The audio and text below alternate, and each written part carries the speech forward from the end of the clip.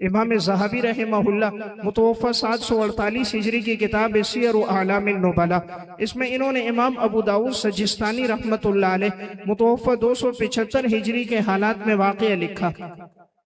इमाम अबू दाऊद रहमहुल्लाह इस उम्मत के वो इंसान है जिन्होंने सुनन अबी दाऊद लिखी है। हदीस की एक मुस्तनद किताब है, लाखों हदीसों के हाफिज हैं। एक दफ़ा दरस हदीस के लिए जैसे तशरीफ लाए, सैकड़ों उलमा तलबा आपके सामने बैठे थे। इमाम अबू दाऊद रहमहुल्लाह अपनी मसनद पर आकर जैसे बैठे, उस दौर के एक अल्लाह वाले बुजुर्ग हजरत सहल बिन अब्दुल्लाह तुस्तरी रहमतुल्लाह अलैह हजरत के करीब आकर बैठ गए। फरमाया, हजरत मेरी जिंदगी की एक ख्वाहिश है, क्या आप पूरा करोगे? हजरत ने फरमाया, अगर मेरे बस में हुआ जरूर पूरा करूंगा। फरमाया, आप वादा कीजिए आप पूरा करेंगे। हजरत ने वादा कर दिया। सहल बिन अब्दुल्लाह तुस्तरी ने फरमाया, अखरिज इलैया लिसानका अल्लज़ी तुहद्दिसु बिही अहादीस रसूलिल्लाह सल्लल्लाहु अलैहि वसल्लम हत्ता उक़ब्बिलहु फखरज इलैहि लिसानहु फक़ब्बलहु। मैं चाहता हूँ आप अपनी वो जबान मुबारक बाहर निकालिए जिस जबान से आप इमामुल अंबिया सरकारे दो आलम ताजदार मदीना जनाब रसूलुल्लाह सल्लल्लाहु अलैहि वसल्लम की अहादीस बयान करते हैं। मैं चाहता हूँ आपकी जबान को बोसा दूं, शायद ये मेरे लिए नजात का जरिया बन जाए। इमाम अबू दाऊद रहमहुल्लाह ने अपनी जबान निकाली। हजरत सहल बिन अब्दुल्लाह तुस्तरी ने आपकी जबान को बोसा दिया। अल्लाह ने ये इज्जत सिर्फ दीन में रखी है। इमाम ज़हाबी रहमहुल्लाह सियर व आलामिन नुबला में इमाम अहमद बिन हम्बल मुतवफ़्फ़ा 241 हिजरी के हालात में लिखते हैं, इनके बेटे अब्दुल्ला फरमाने लगे, जब मेरे वालिद इमाम अहमद रहमतुल्लाह अलैह दरस हदीस के लिए तशरीफ लाते थे, फरमाया मैं देखता सैकड़ों तलबा उलमा मुहद्दिसीन कतारों में खड़े होते। रअयतु कसीरम मिनल उलमा वल फुक़हा वल मुहद्दिसीन युक़ब्बिलूना अबी बाज़ुहुम यदहु व बाज़ुहुम रअसहु। मैं बहुत से उलमा को देखता, फुक़हा को देखता, मुहद्दिसीन को देखता। कोई मेरे वालिद इमाम अहमद की पेशानी को चूमता था, कोई मेरे वालिद इमाम अहमद के हाथों को बोसा देता था। अल्लाह ने ये इज्जत दीन में रखी है। तो मैं अर्ज कर रहा हूँ, आज मेरी और आपकी औलाद दीन से वाबस्ता हो, कुरान करीम के हाफिज बन जाए, दीनदार बन जाए, एक मुसलमान के लिए बड़ी सआदत की बात है। इसलिए हमेशा हम अल्लाह से दुआ किया करें, अल्लाह हमारी औलादों को दीन से जोड़े।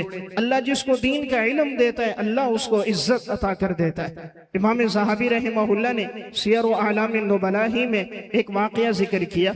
इमाम ज़ुहरी रहमतुल्लाह अलैह के पास अब्दुल मलिक बिन मरवान जो अपने दौर का एक बादशाह गुजरा है, इमाम ज़ुहरी रहमतुल्लाह अलैह को एक दफा बुलाया। बुलाकर पूछा, आप कहाँ से आ रहे हो? फरमाया, मक्का से आ रहा हूँ। कहा, इस वक्त मक्का में सरदार कौन है? लोग किन की बातों पर अमल करते हैं? अल्लाह ने किसको इज्जत दी है? उन्होंने फरमाया, अता बिन अबी रबाह है। कहा, वो गुलामों में से है, आजाद लोगों में से? यानी गुलाम थे आजाद हुए, या हकीकत में अरबी हैं और आजाद हैं? उन्होंने कहा, नहीं, वो गुलाम थे आजाद हुए हैं, इल्म हासिल किया, अल्लाह ने उनको इज्जत दे दी। अब्दुल मलिक बिन मरवान ने फिर पूछा, अच्छा ये बताओ, इस वक्त बसरा में सबसे बड़ा आलिम कौन है जिसकी इज्जत सबसे ज्यादा हो? फरमाया, हसन बसरी हैं। कहा, वो गुलामों में से आजादों में से? कहा, नहीं, वो भी गुलामों में से थे। कहा, इज्जत कैसे मिल गई? कहा, दीन का इल्म हासिल किया, अल्लाह ने उनको पेशवा और मुक्तदा बना दिया। फिर उन्होंने पूछा, अच्छा ये बताओ, इस वक्त यमन में सबसे बड़ा आलिम कौन है? कहा, इमाम ताऊस रहमहुल्लाह। कहा, आजादों में से गुलाम है? कहा, नहीं, गुलामों में से थे। कहा, कैसे इज्जत मिल गई? कहा, कुरान और सुन्नत का इल्म हासिल किया, अल्लाह ने वक्त का इमाम बना दिया। उन्होंने फिर पूछा, अच्छा ये बताओ, शाम में इस वक्त सबसे बड़ा आलिम और मुक्तदा कौन है? कहा, इमाम मकहूल शामी रहमहुल्लाह है। उन्होंने पूछा कि इमाम मकहूल आजाद लोगों में से या गुलाम थे? कहा, वो भी गुलाम थे, आजाद हुए, इल्म हासिल किए, अल्लाह ने उन्हें भी इज्जत अता कर दी। उन्होंने फिर पूछा, अच्छा ये बताओ, इस वक्त जजीरा में सबसे बड़ा आलिम कौन है, सबसे ज्यादा मुअज़्ज़ज़ कौन है? कहा, इमाम मैमून बिन मेहरान रहमतुल्लाह अलैह। कहा, गुलामों में से, आजाद लोगों में से? कहा, वो भी गुलामों में से। कहा, इज्जत कैसे मिली? कहा, कुरान और सुन्नत का इल्म हासिल किया, अल्लाह ने उन्हें इज्जत अता कर दी। अब्दुल मलिक बिन मरवान फिर पूछता है, अच्छा बताओ खुरासान में सबसे ज्यादा मुअज़्ज़ज़ इंसान कौन है? उन्होंने कहा इमाम ज़हाक बिन मुज़ाहिम। का आजाद लोगों में से, गुलामों में से? कहा जी गुलामों में से। का क्यों इज्जत मिल गई? का कुरान और सुन्नत का इल्म हासिल किया, अल्लाह ने इज्जत अता की, अल्लाह ने सरदार बना दिया। फिर पूछा अच्छा ये बताओ कूफा के अंदर इस वक्त सबसे बड़ा आलिम कौन है? का इमाम इब्राहिम नखई है। का आजाद में से, गुलामों में से? का नहीं, आजाद लोगों में से। ये आजाद में से है। तो अब्दुल मलिक बिन मरवान बादशाह ने कहा शुक्र है तूने आजाद का नाम लिया, अभी तक तो मैं जो पूछता था तो गुलामों का नाम लेता था। तो कई गुलामों को इज्जत किस वजह से मिल गई, आजाद लोग पीछे क्यों रह गए? इमाम ज़ुहरी रहमतुल्लाह अलैह ने फरमाया, या अमीर अल मोमिनीन इन्नमा हुवा दीनुन मन हफिज़ा सादा व मन ज़य्याहु सक़ता।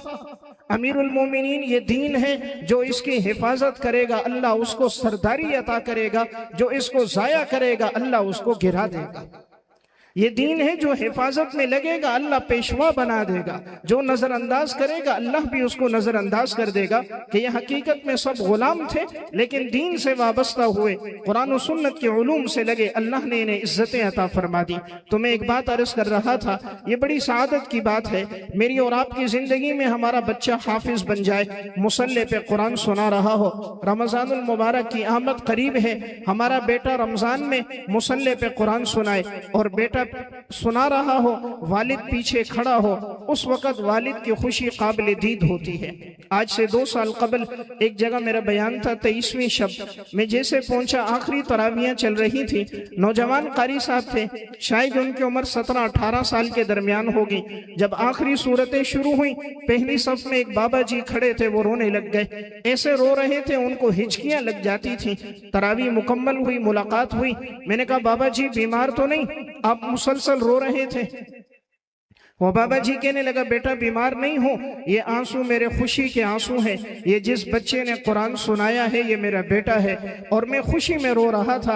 अल्लाह ने मेरे बेटे को ये सआदत अता फरमाई। वो इमामुल अंबिया के मुसल्ले पे खड़े होकर खालिक कायनात का मुकद्दस का नाम सुना रहा है। वो बाबा जी कहने लगा मैं मजदूर आदमी हूँ, कभी दिहाड़ी लगती है कभी नहीं लगती, लेकिन आज अल्लाह ने मेरे बेटे को ये इज्जत दी। जब वो कुरान सुना रहा था, आखिरी सूरतें पढ़ रहा था, तो मैं खुशी में रो रहा था। तो मैंने अर्ज किया ये इज्जत, बड़ी इज्जत है कि हमारी जिंदगी में हमारा बच्चा मुसल्ले पे कुरान सुनाए। उस वक्त एक बाप की खुशी काबिल दीद होती है। इसलिए ये बड़ी खुशी नहीं मेरा बेटा सरकारी नौकर बन गया, ये बड़ी खुशी नहीं मेरे बेटे की 1,00,000-1,25 लाख रुपए तनख्वाह है, 1,00,000-1,25 लाख ये कागज के नोट हैं, इनकी कोई हैसियत नहीं। असल है औलाद का दीनदार फर्मा बरदार होना। अगर बच्चा 2 लाख रुपए तनख्वाह लाता हो लेकिन हो बदतमीज, हो बद इखलाक, छोटे बड़े की तमीज न हो, जिंदगी फहाशी उरियानी बेहयाई में नाफरमानी में गुजरती हो, इन कागज के नोटों से इंसान क्या करेगा। लेकिन दूसरी तरफ बच्चा 20-22 हजार रुपए तनख्वाह लाता है, आप मस्जिद की दहलीज पे कदम रखते हो और अपने बेटे को सफ़े अव्वल में हाथ में कुरान देखते हो, वो तिलावत कर रहा है। आप मस्जिद में आते हो, मुसल्ले रसूल पर उसे नमाज पढ़ाते हुए देखते हो, नमाज खत्म होती है उसके हाथ में फजाइल आमाल तालीम करता हुआ उसे देख रहे हो, घर की दहलीज पे कदम रखते हो। 8-10 साला बच्ची को अल्लाह के सामने हाथ फैलाए हुए अल्लाह से मांगते हुए देखते हो, घर में कदम रखते हो। रफीक हयात को मुसल्ले पर तिलावत करते हुए, तस्बीहात करते हुए इंसान देखे, जो आंखों को खुशी मिलती है, दिल को राहत मिलती है, हकीकत में ये आंखों की ठंडक है। तो मैं एक बात अर्ज कर रहा था, औलाद का नेक साले होना, दीनदार होना, ये बड़ी सआदत की बात है।